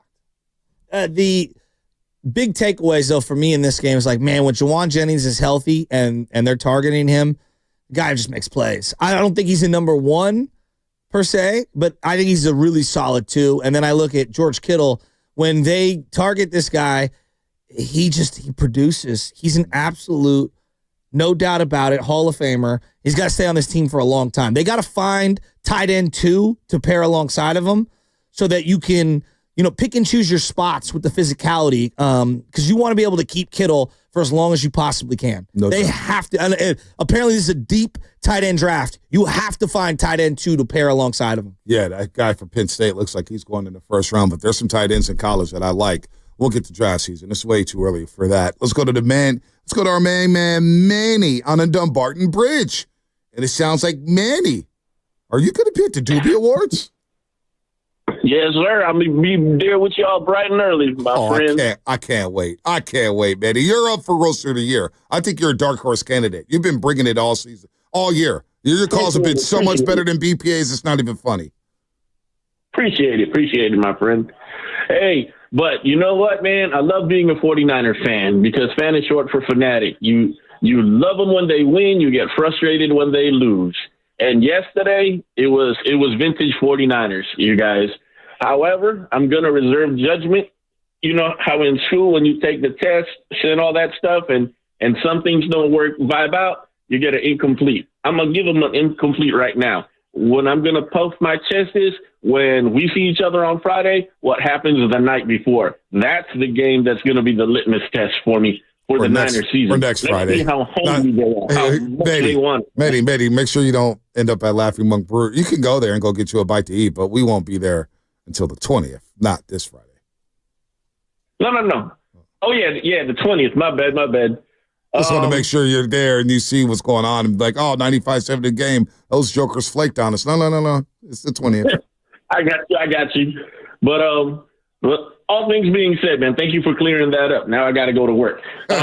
Thank you for clearing. Thanks for clearing that up. But man, the game yesterday, like I said, it was great to see it, man. If anything from this season, Niner fans, that you walk away from, appreciate number 85. I thought when Vernon came to the Niners and he started developing, after the Singletary blowout, that we saw the next best thing to Brent Jones. I stand corrected.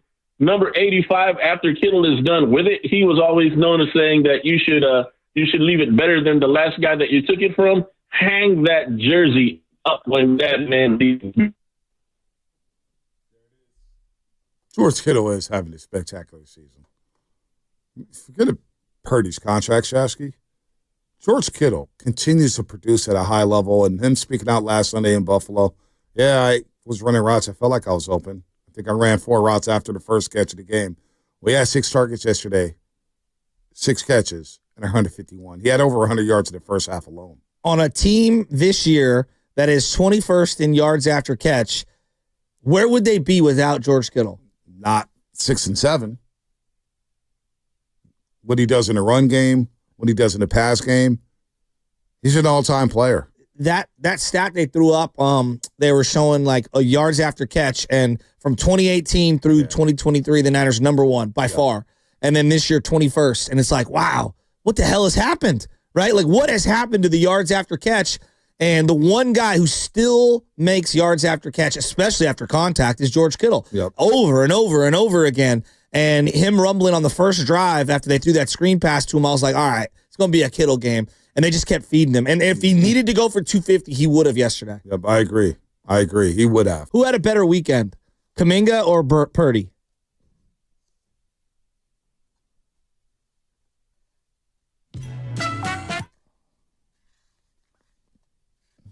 Kuminga had a better week. Okay. He had a better week. Okay. Did he have the better day? He had a hell of a third quarter. Dude, he was amazing. He had a hell of a game yesterday. I mean, Brock Purdy did what he needed to do. He did. Brock Purdy had an excellent game. I thought he played really well. Excellent game. Pinpoint accuracy. Okay, he underthrew a couple deep balls. Got a couple batted at the line. It's all good. I saw Josh Allen underthrow a deep ball yesterday. Josh Allen also scored 5 touchdowns. I mean, but I also six. Six. But I also saw him underthrow. The last one. But he also underthrew some deep balls too. Are they going to complain about that in Buffalo? Probably not. Well, they shouldn't have done the quarterback sneak on the first play. Brady was telling them about it, but neither here nor there. Yeah, no, that was a joke. Give it to James Cook. Could have helped me in fantasy. Throw the ball 3 times because you had 3 timeouts, so you had to burn a timeout after the first one. Made no sense. Made no sense. Bad coaching. Bad clock management. So, I don't know. Who had the better day? I think it's Kuminga. And the reason why he had the better week for sure. Because, I saw a lot of people like, well, hey, it's great that Kuminga and Wiggins did it as the number 1 and number 2, but can you do it alongside Steph Curry? Which I actually think is a very fair, valid point to make. Like, it's one thing to do it when you're the guy. It's another thing to do it alongside the guy because you're asked to do different things. And I watched not only Steph and Draymond, but the other Warriors allowed Jonathan Kuminga to take his moments in the third quarter and in the fourth quarter. Well, Draymond got in foul trouble. Remember, he had to sit for a long stretch. He had picked up his fourth foul with 7:11 left in the third quarter. So Steve Kerr had no choice but to bench Draymond Green in that situation to prevent him from fouling out. I loved what I saw from Jonathan Kuminga, and I thought his playmaking was on display. I thought his shot making was on display. I thought his off-ball defensive IQ, which I've questioned at times, was on display. Obviously, he putting pressure on the rim on both ends. I thought he played a spectacular game. I actually thought that was a bigger game and a bigger day for Jonathan Kuminga than Purdy. I know Purdy's really good. Yes, we need to get back to it. He had career lows last week in almost every category: completions, yards, etc.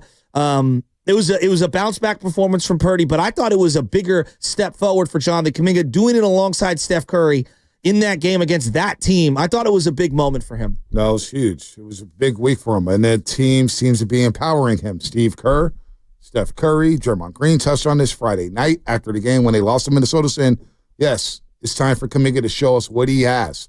Now, you could look at it two ways. You could look at it as saying they're empowering JK and they're going to ride with him till the wheels fall off, no matter what happens this season, or this could be a showcase for a trade. You never know what's going on inside that building. You never know what's going on with Jonathan Kuminga. Maybe they're showcasing him, but I do like the fact that him and Wiggins can play together. I don't know when that became a big deal where they couldn't play together. They can play together, and they could play really well together, and you got two really good defenders when they're like Kuminga was so damn engaged last night defending Julius Randle. You watch it from the tunnel view, Shasky. I know you're watching at home. The guy was locked in. I saw an intensity from JK. Man, I was like, okay, that guy's ready to roll here. And he bet on himself. He bet on himself this year without the contract extension. He's betting on himself to make the money that he wants and that he thinks he deserves. So that'll come in the future just like Brock Purdy's money. But I thought being empowered by the team, saying, hey, you can play with this. You can play with Steph. You're going to open up things for Steph. And then you get Buddy, who, boy, he was on the milk carton the last week, right? And Buddy Hill goes crazy in the third quarter. But that lineup with GP2 and Stephen Curry and JK, Draymond, and Buddy Hill, it really, really did wonders on Minnesota. And so shout out to Mr. Sadu, who's the head of analytics with the Golden State Warriors, suggested to Steve Kerr, maybe we should go with this small ball five lineup, and it worked yesterday. What's the Warriors' winning percentage when Steph hits a end of the quarter three? I would not know that. It's got to be high, right?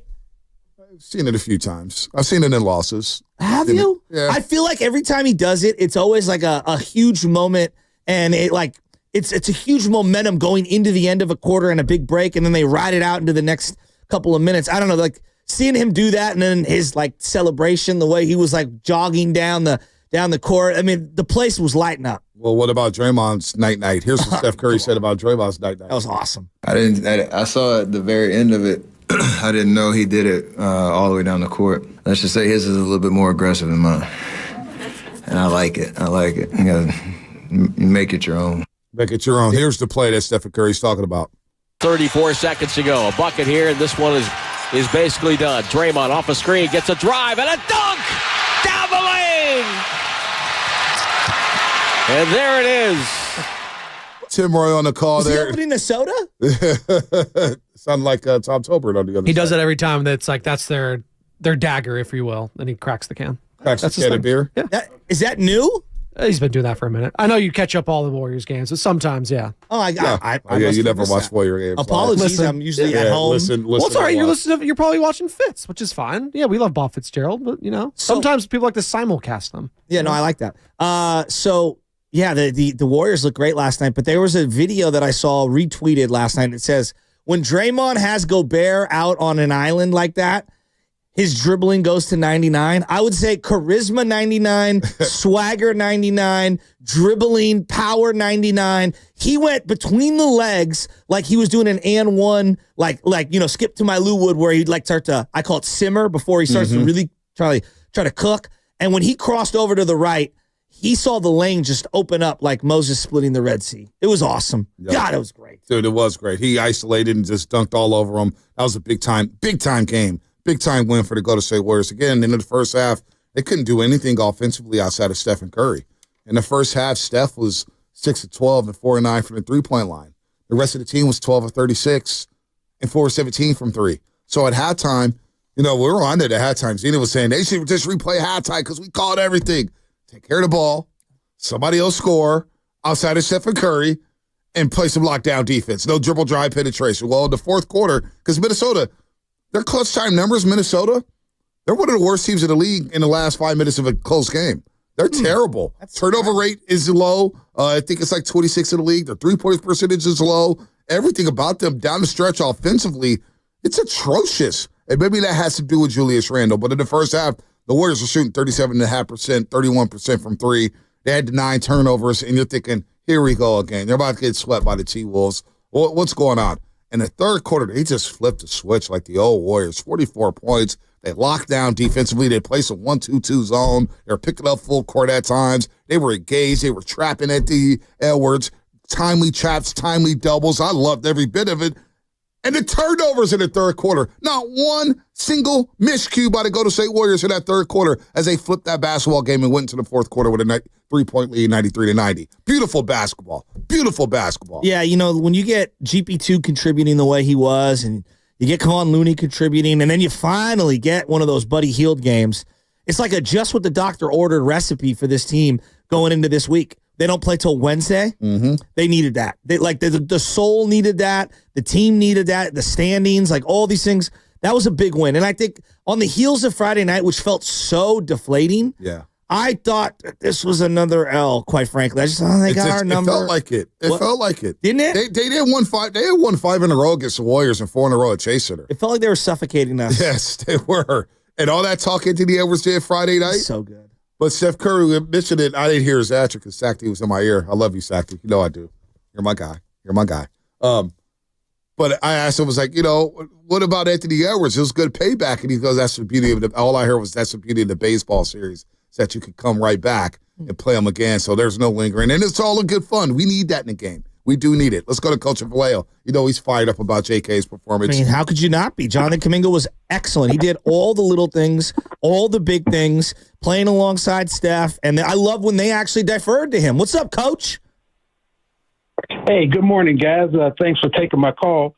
And I think it can't be emphasized the magnitude of what Kuminga did last night. He outplayed one of the biggest bullies in the NBA in Julius Randle, one of the most physically imposing guys, and he held toe-to-toe with him. That says a lot for Kuminga, and it should tell Steve Kerr quite a bit. Now, also, too, Edwards, actually, the frustration, when he pushed Kuminga, he finally met an athlete that was his equal. Anthony Edwards usually out-athlete, out-speed, out-muscle just about everyone he plays. Jonathan Kuminga stood toe-to-toe with him. And again, that should point out to Steve Kerr that he has one of the most elite athletes in the NBA, period. I don't want to hear Jimmy Butler talk or anything like that. That old man is not nearly as athletic as Jonathan Kuminga. And when Kuminga got confidence and stopped looking over his shoulder, he started directing play out there. He knew where he wanted to go. Even if he made a mistake, he kept his head up because he didn't have to look over his shoulder. Let that young man play basketball. And like I said, playing Julius Randle head up, that to me tells me everything I need to know about Jonathan Kuminga. Hey, let me tell you, Coach, real quick before you hang up. I thought the third quarter, Zena and I are watching from the tunnel. Kuminga hits a little midi 10 feet away, right? And he goes down and Randall's at the top of the key dribbling. And I go, Zena, look at Kuminga and how engaged he was. Physical, getting forearms. Oh, you want to get physical with me? You're not going to bully me. You're not going to punk me tonight. Right. I thought it was that was another growth moment for him. This guy is growing up by the game. Right. And don't people see it, Coach? When the game evolves, he gets better and better as the game plays out because he understands the speed and things start to slow down for him. I thought that last night JK may have been his most impressive game. Not the 33-point outburst against Houston, but last night I thought he was excellent on both ends of the floor. Absolutely. And what we're seeing is an elite athlete on the lines of a LeBron James, not saying he's LeBron James, but a size and speed that is just unparalleled throughout the NBA. So no way should the Warriors give up or let this young man go. He's only going to get better and more confident. I think we're looking at a star in the making. There it is. Wow. This is Kuminga, star in the making. Wow. I mean, you got to do it for more than a week, right? No, obviously. And he's done it for stretches, but it does feel like he's doing so many other little things. And for me, it's the pace. Picking and choosing when to throttle up and when to throttle down, making the extra passes, setting up for your teammates, not crashing into people. It just feels like the game is slowing down for him.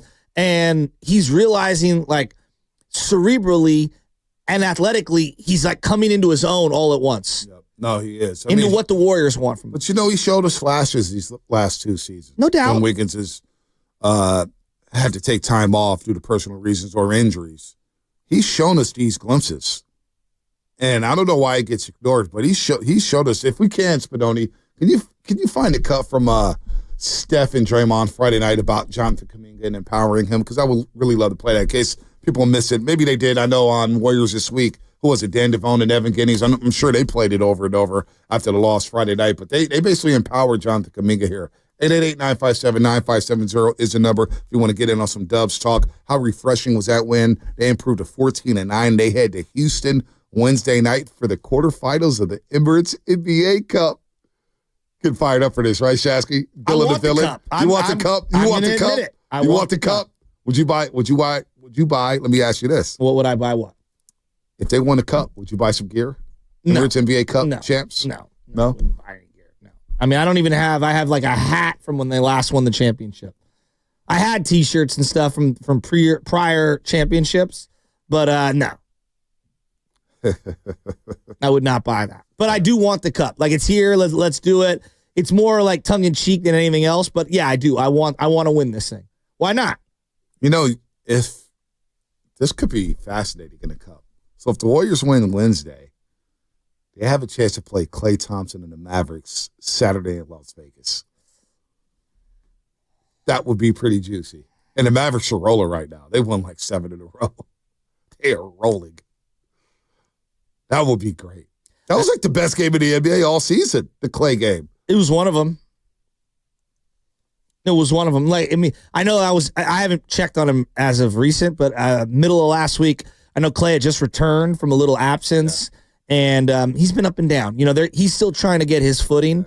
At the time, I think he was at like 13 points a game, shooting lower from three-point land, but it was a small sample size. It wasn't a big sample, but yeah, in Toronto over the weekend, he was 8 of 16.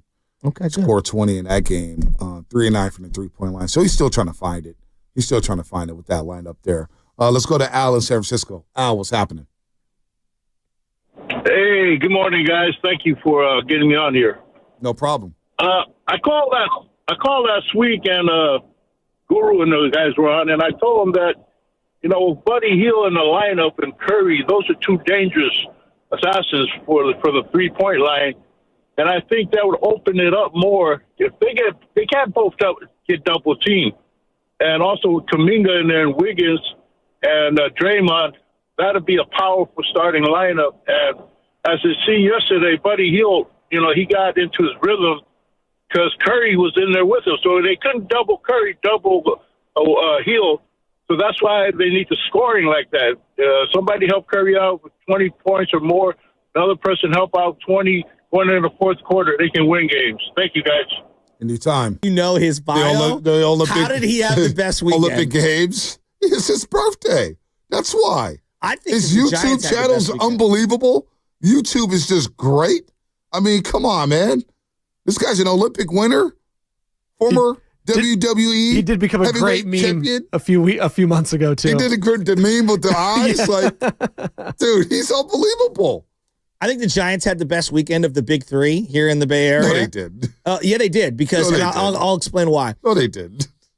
Their perception is changing. Like, they actually landed a free agent. They actually gave out a contract that was the richest in history. Now, that's not a very large hurdle to clear, but they did it. They actually have accomplished cleaning up the left side of their infield in one offseason, essentially, with Matt Chapman and Adames in the fold. They are rumored to go after Corbin Burns, and I hope they land him, because I think that would be a huge net win for them, for not only their staff and having two top dogs at the top of the rotation, him and Logan Webb, but for the young players to have, less on the plate of a Kyle Harrison or a Birdsong, and to learn alongside someone who has as much stuff as Corbin Burns has. I think it was a big weekend for the Giants perception. Rapid fire right now. 888-957-9570. What the best weekend in the Bay Area? Was it the Giants? Was it the Sharks? Was it the Warriors? Was it the Niners? 888-957-9570 is the number. Who had the best weekend in the Bay Area? Giants fans? Did you guys have the best weekend? Niner fans? What's the best weekend for the Niners? Warrior fans? You got the split against Minnesota, but you know what? The form looks better two of the last three. I agree. Giants fans, Sharks fans, who had the best weekend? I love that the Giants, too, I know they were, linked to Adames, but there wasn't these, drag-out rumors weeks on end. It was just all of a sudden, bang, they got it done. And it was just such a change of pace. Did they go after Juan Soto? No. And you know what? I'm glad they didn't, because I don't really think spending $750 million on him is probably their best course of action currently, where they're at right now. It gives them wiggle room to go get another starting pitcher, which is what I'd like to see them get. It gives them wiggle room to go after one of these first basemen. They still have pieces that they can trade for. I still think they're going to trade Luciano. Yes, please do. Some combination of Doval and some of these other pieces that they have.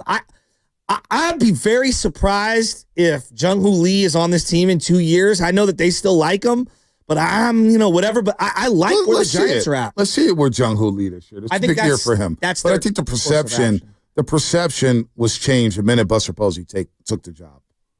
And you had to be a damn fool to think that, oh, man, Buster Posey is just a PR move. Buster Posey wants to win. And these players that are in the league watched a lot of Buster Posey. And they know who Buster Posey is and what he brought to the table. No nonsense. I'm not going to talk trash. Just go out there and give you everything that I got every single day for 9 innings, 162 a season. And Buster did that. And so the perception of not having Farhan in here where he's locked into his computer and he wants to platoon left and right and all these numbers and this and that, he's gone. He's gone. So the perception changed right away. So I did find it funny, too, leading up until up until the free agency period and Willy Adames signed the 7-year, $182 million deal.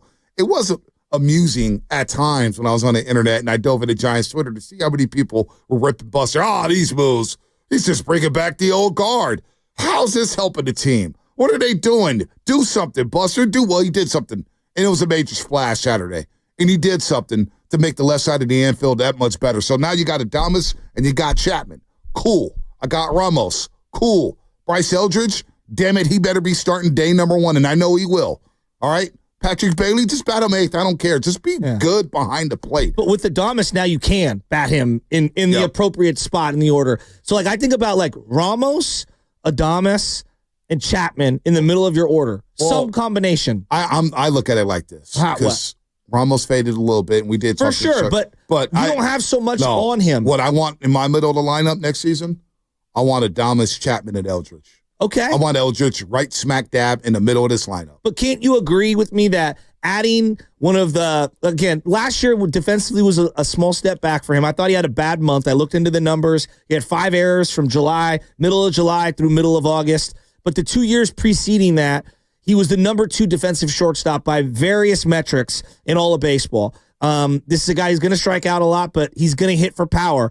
Premium, which is at a position that you don't get a lot of power at. And so I think it's a great addition, and now you've got combinations in the middle of that order. Okay, I want Eldridge too, but to have Ramos, Chapman, and him, now you have something. You've elongated your lineup. When we talk about strikeouts, though, he struck out 173 times last season. He does strike out a lot. He did steal 21 bases, but the OPS was under 800. The on-base percentage was 331.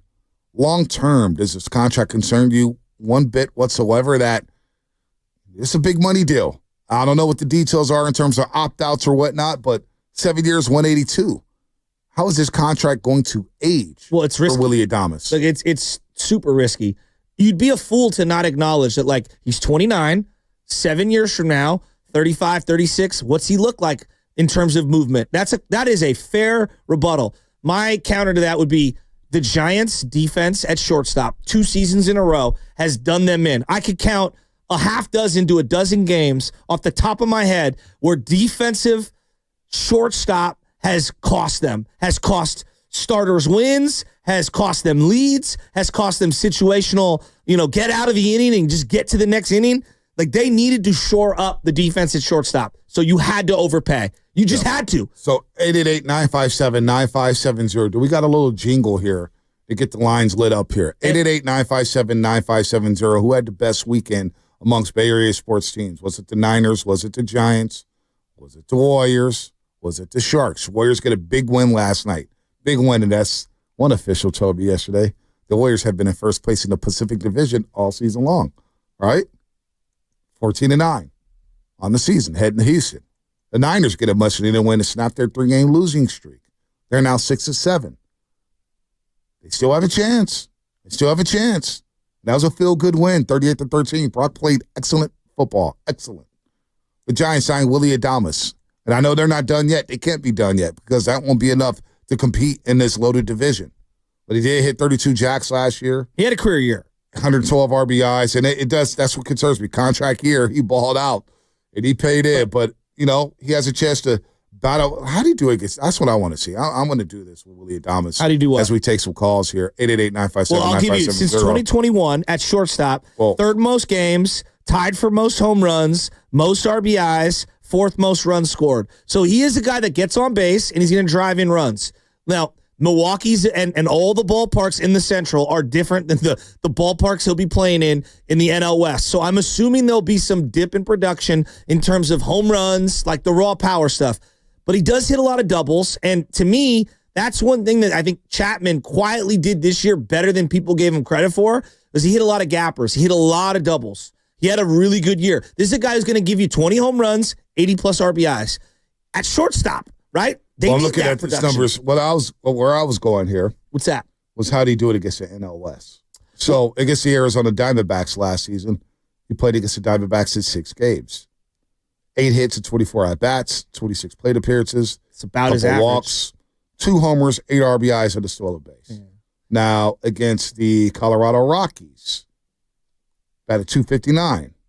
He's going to hit against them, no doubt. Home run, 3 RBIs. Against the Dodgers, batted .250 last year in 7 games.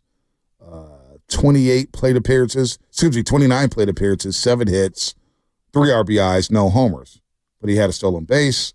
And then it gets the San Diego Padres. Batted .320 in 7 games, 8 hits, 31 plate appearances, 1 home run, 3 RBIs. So just a small sample size against the NL West. Hit 4 home runs against the Braves. Hit 6 against Cincinnati. He really ate against Cincinnati. It's that small ballparks in that division. Ballpark, yeah, no doubt. It's interesting. He was a Tampa Bay. Like, they traded for him from the Tigers. Tampa Bay did. They had him at shortstop, and then they had Wander Franco coming up through the system. And I know that's a name you bring up now, and it's like, oh, yikes!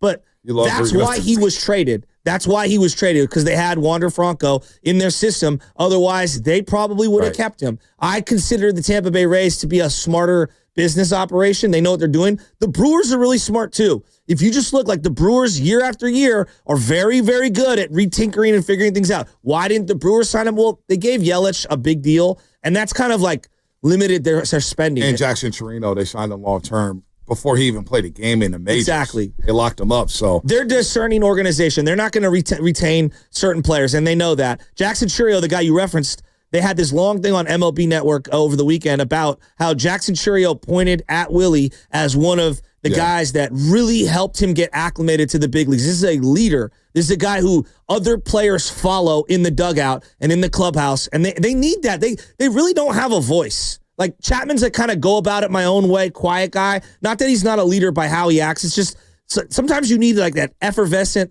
over the top. Like, that's what this guy is at shortstop. He'll fight. He'll do some. He's got swag. He's got some swagger. They need less of one thing. They need much needed swagger. So who else for the Giants here? How about this from No. From No on the Comcast Business text line. Our boy Draymond Green on the weekend. Interesting. Because he punked the French stiff Gobert with the unexpected monster dunk of his career. It was a pretty good moment for Draymond. The Stifle Tower. Incredible. When Gobert went down on the eye poke. How about this one? The guy who set the show up and we made headlines because of his idea about Buster Posey. Ben the Wildcat. What up, Bernie? What's up, Ben? Comes in with a late entry. How about they go to St. Valkyries? They had a pretty good weekend. Great new positive chapter and vibes for the city. The expansion draft Friday night. which they had Baron Davis and E40 there moderating. Joe Lake was in the building. We had him on the set. Natalie DeCase, she's great in person, man. She's awesome. Okay. But they did have a great weekend. The colorways, the new secondary logos, they may have had the best weekend, and they're set up to sign some free agents and have the number 5 pick in the WNBA draft. They're all excited. So Ben Wildcat with a nice little entry there. Possibly, in the words of Kyle Shanahan, possibly. Great weekend. We're now moving forward with the Valkyries. And Natalie, she's juiced.